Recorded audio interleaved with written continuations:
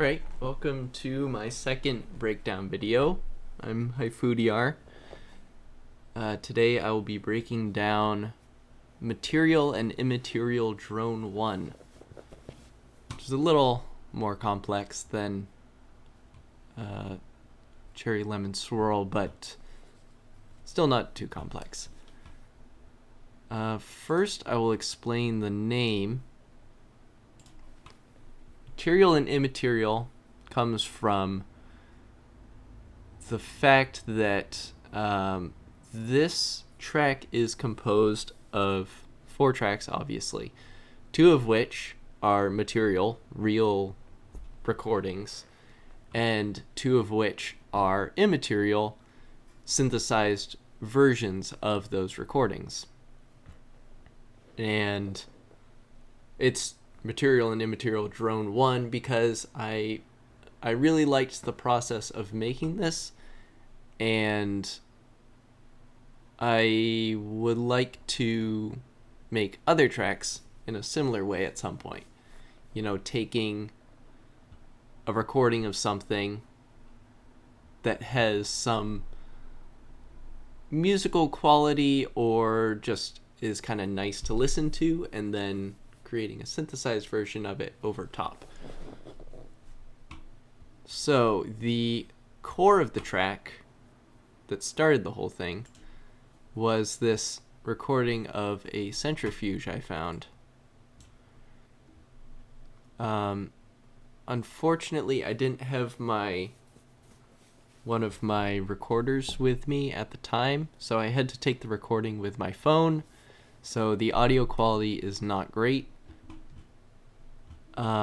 But here is what it sounds like. Oops.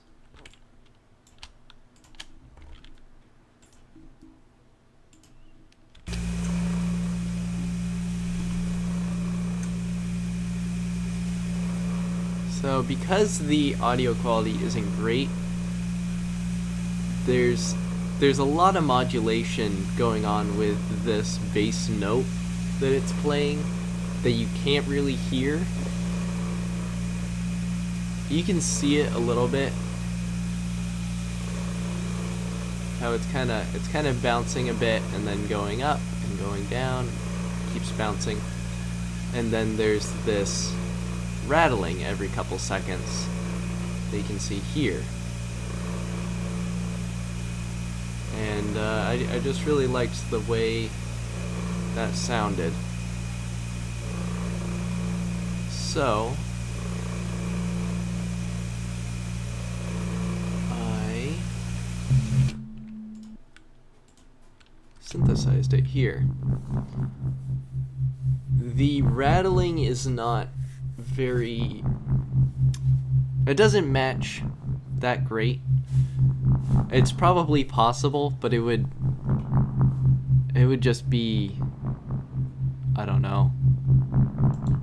You need an extremely complex synthesizer to be able to synthesize that rattling. It's very, very dense, a very dense sound that would need a lot of like oscillators and modulators and stuff to accurately replicate. So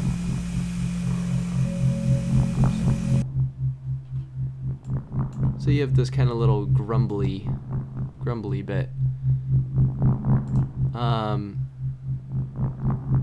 see. So yeah. What I had to end up doing it in a kind of weird way. So it's playing, let's see, an F.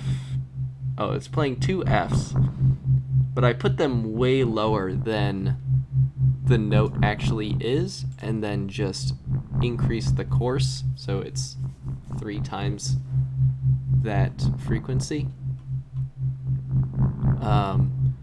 Because I wanted the modulators to be at a lower frequency than it, to give that kind of deep, grumbly part.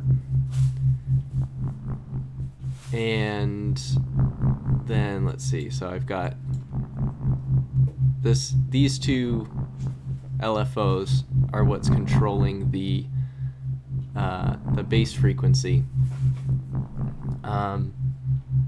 This is the kind of modulation I could hear when I was listening to the centrifuge that doesn't come through that well in the recording. One thing I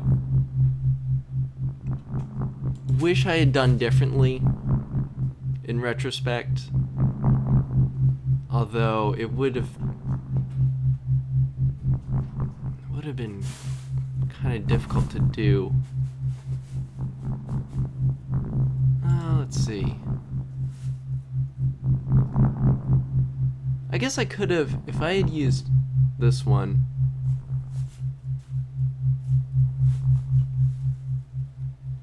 I mean, I would have had to change it more, but, you know, in the grumbly bits, the grumbling isn't being modulated in the same way as the bass frequency. So it has this kind of extra pulsing element to the grumble of the synthesized version that isn't there on the original, but I think it still fits pretty well. And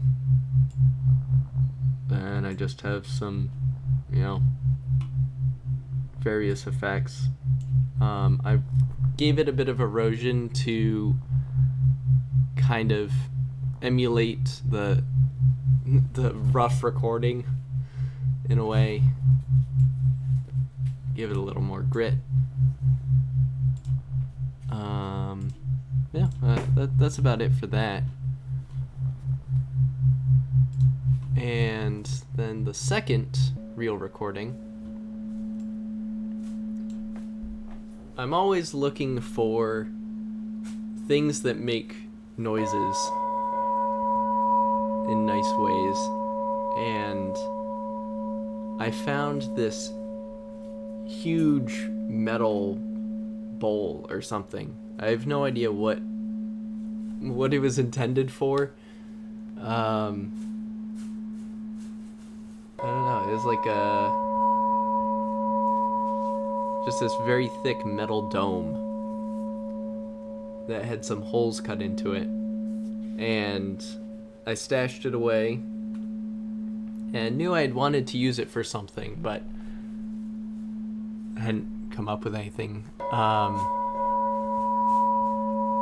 And so once I had gotten the centrifuge and the synthesized centrifuge done, I liked how they sounded, but it just seemed like it needed something more. So I was like, okay, this is a good opportunity to use the metal bowl.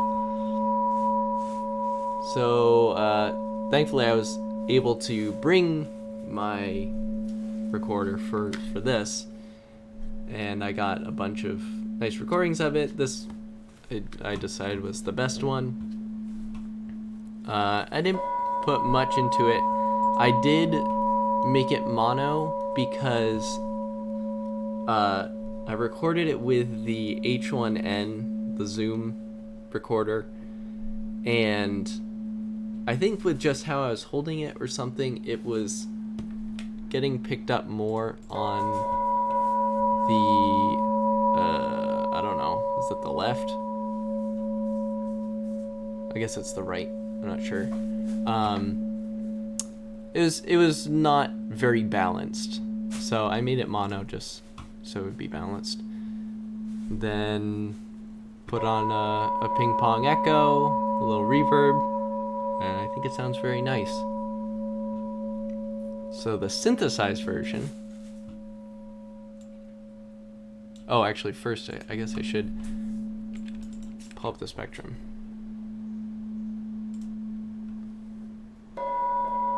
So it's got these 3 peaks, and they all kind of bounce around differently. This bass kind of slowly comes in and out. The highest frequency fades out the quickest, and so on. This one was pretty straightforward to synthesize.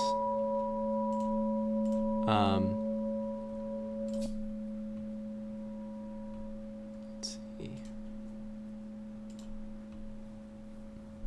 Obviously, there's a lot less noise to it, but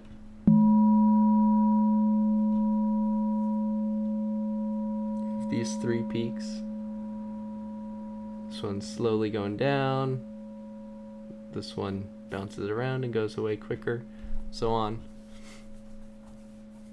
And let's see, how did I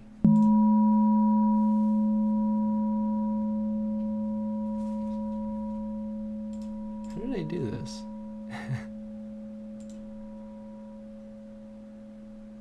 I thought I had 3.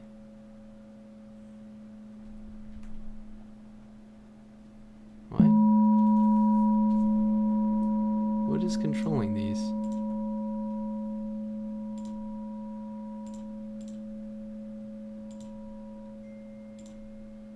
I don't know. Oh, no, it's envelope. Yeah, here we go. It's a whatever they're called. Track envelope or whatever. That's what I did, yeah. So here's controlling the A level, B level, and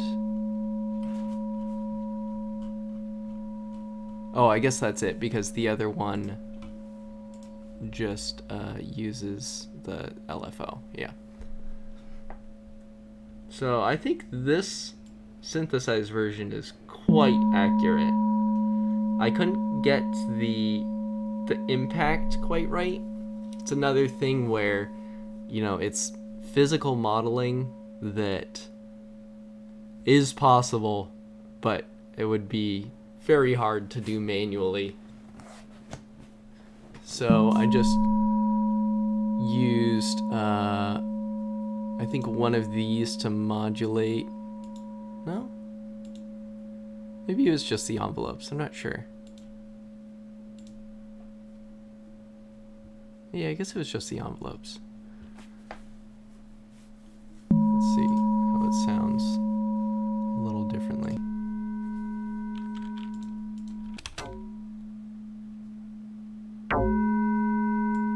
Yeah, I mean, you can get kind of weirder, oops, you can get weirder sounds, but as is, I think it sounds quite good, other than the Transient, which is just kind of a little plunk. Oh yeah, it was this. This is what I use as the Transient maker, kind of. You can hear, like if I crank it up.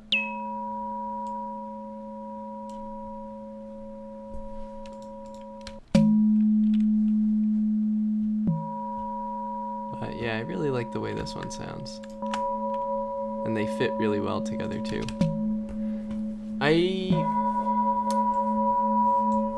You know, I probably should have put this echo and reverb on this as well. I didn't think of that. Let's see how it sounds.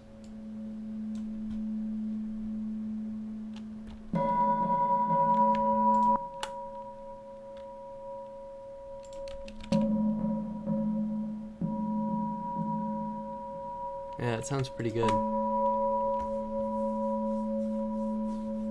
Yeah, those two fit together very well.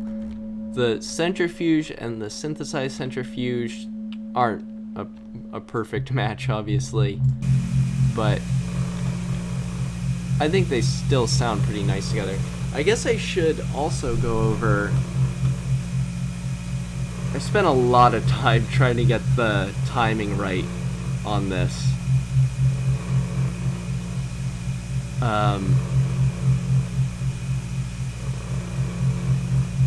Trying to get the rattling to sync up. I don't think it's really possible, because I think the rattling is just not consistent enough. I would need to like manually control it for every instance of the rattling, which is just like, that's too much. So I got it as close as I could.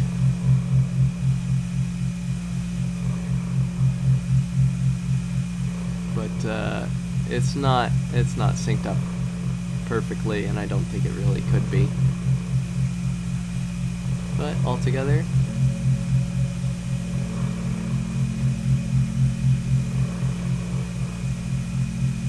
oh, I need to turn these all back on.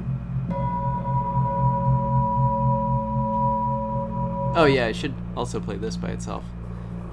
I spent quite a while trying to get this to sound right, because I wanted you to be able to hear the rattling, but not all of this gritty high end, and the rattling being, you know, this, I don't know, naturally noisy element would get filtered out by a lot of EQing. So I spent a while trying to get that right, but I think it turned out pretty good. You can hear it, but it's not too overpowering or harsh. Yeah, here's how it sounds all together.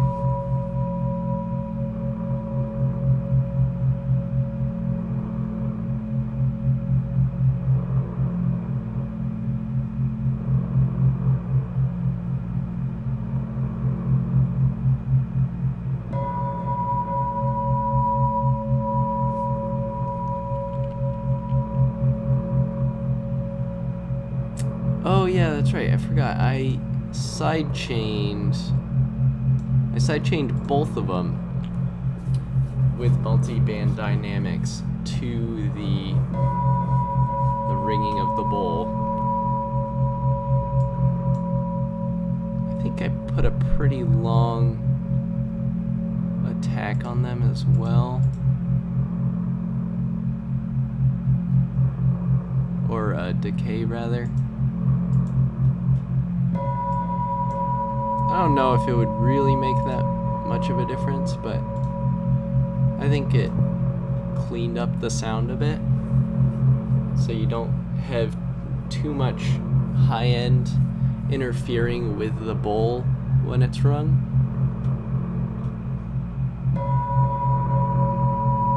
Yeah, I think it's nice to be able to pretty much just hear the bell when it's rung and not have it covered up by the rattling or whatnot.